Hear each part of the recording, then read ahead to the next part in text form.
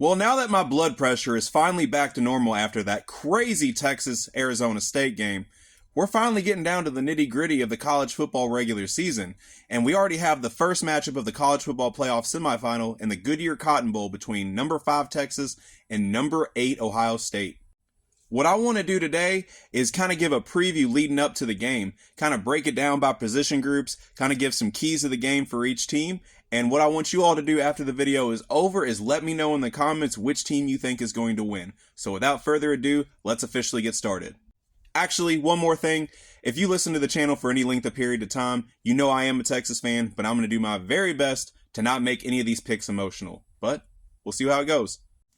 Going to start off with the most important position on the football field, and that is the quarterback. And we got two good ones in Quinn Ewers and Will Howard.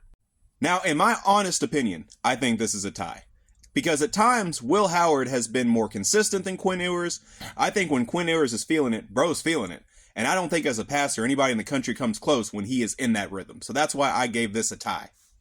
At the running back position, come on, I don't even think it's close. You got Quinshawn Judkins and Travion Henderson. Those are two of the best backs in the country. And don't be wrong, I love Quintravion Wisner. But, come on, these guys are just different. At wide receiver, if you follow the channel, you'll know that in the preseason, I said that Texas had a deeper receiving core. But I'm going to be honest, that don't even matter anymore. Because Quinn has a terrible habit of eyeing in on the two hot receivers. And with that being said, if we take depth out of the question, they ain't messing with Jeremiah Smith or Emeka Egbuka. Love Matthew Golden. I think Isaiah Bond needs more touches and whatnot. But this dude right here is different. Wide receiver edge goes to them. At tight end, I got to go with my man Gunnar Helm on this one. And I don't think the casual fan really understands how good he is. You know, in a wide receiver room that I just mentioned is on paper very loaded, this guy's one of our leading receivers. And what's even more impressive about this is that when he was recruited and brought into Texas, he was brought in as primarily a blocking tight end. And that's the role he had until Jatavion Sanders went pro. So for tight end, I got my man Gunnar Helm right here. At offensive line, I think best for best, this is actually pretty even, but Ohio State is playing better on the offensive line right now, so I give the edge to them at the moment. And wait a minute, Will Howard, get out of the picture. Now for the defensive line, I also think this was tough because I absolutely love Texas's defensive line. Man, you got Colin Simons, the freshman of the year. I know it's going to piss off a lot of Buckeye fans real quick. You got Ethan Burke. You got Barron Sorrell. You got Trey Moore. You know, a bunch of good guys. You know, the guys up the middle, Big Bill Norton. You got Jermaine Lole, Vernon Broughton. Bunch of good guys. But Ohio State's defensive line, Jack Sawyer, JT, all them guys in the middle, all seniors, all experienced, playing some great football right now. I hated to do it, but I had to give the slight edge to Ohio State on that one. Now, linebackers, you know I can't go against my man Anthony Hill on this one. You know, really Anthony Hill and Leonga Lafau. But man, Anthony Hill, in my opinion, is one of the best linebackers in college football. Don't at me on that. So for linebackers, I got to go with Texas on that one.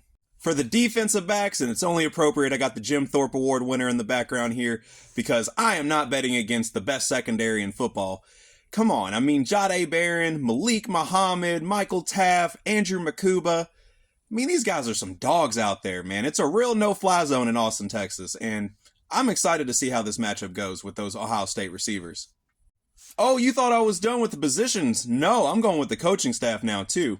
And honestly, head coach, I think it's a wash. I think Sarkisian, Ryan Day, both good coaches. Neither have done enough to put one over the other. So yeah, I'm going to give this an even right here. Offensive coordinator. You know, I'm going to be completely honest. I'm not the biggest fan of Kyle Flood being the offensive coordinator. In my perfect scenario, which never happens, but I digress, he would demote himself to being our offensive line coach full-time, continue to develop the offensive line through the next several years, and we bring in some young hotshot offensive coordinator to run plays. But even all that being said, Ohio State's offensive coordinator is Chip freaking Kelly. Man needs no introduction. Now for the defensive coordinator, I obviously couldn't find a picture of both Pete Kwiatkowski and Jim Knowles, so I just went with even right here. Because honestly, I think these are two of the best defensive coordinators in college football. And really, I don't know who's better. Let me be completely honest. If you want to comment in the comments below, let me know. But I can't tell. You know, I knew I was forgetting something. How casual of me to almost forget the special teams guys. If we're going to go with kicking, I got to go with Ohio State because Bert Auburn, you're killing me. For return man, I can't go against my man Silas Bolden here, who had a big time kickoff return against Arizona State. What a time to really break off and be that absolute demon in the return game that we all thought you could be coming in from Oregon State. Now, if you're keeping track with the position battles, Ohio State does have an advantage of 6-4, and now I'm going to get into some of the keys of the game. For Texas, number one, don't beat themselves. And if you've watched them at any point this year, you know they have a terrible habit of doing that, and they absolutely cannot do that against Ohio State. Number two, establish the run. Their offense is a lot better when Quintravion Wisner and or Jaden Blue get going on the ground. It takes pressure off the pass game. It allows long drives to happen. They're more efficient in the red zone. And also it allows them to play more complementary football, which was a big problem and why Arizona State was able to come back in the second half of that game. And last but not least for Texas, pressure Will Howard. Look, our secondary is great, but when you have to cover Jeremiah Smith, Emeka Egbuka, Carnell Tate for an entire game, that can be pretty challenging. But if they can get pressure on Will Howard, make him throw some errant throws, we can maybe force these guys to beat us with the circus catches alone. And I think that is a very feasible thing to do if we want to win this game. For Ohio State, you got to start hot and turn it into a shootout. Because based on what we've seen from Texas so far, if Ohio State can get out scoring early, it's going to be a long hill battle for Texas if they want to be able to pull off that. Number two, shut down Texas's run game. Because like I just mentioned, their offense is a lot more efficient when they get that ground game going. If you can take that away, that is only a bonus for the Ohio State defense. And number three, and finally, find the holes in the Texas secondary. You got the weapons to do it. You have a good quarterback. You have the protection. Just be patient. Look for the holes in the secondary and play reach, not teach football in trying to find the holes in that great Texas secondary. But let me know in the comments, who do you think is going to win the Goodyear Cotton Bowl? Is it going to be Texas, which I hope it is, or is it going to be Ohio State? And as always, like and subscribe to Less is More Sports.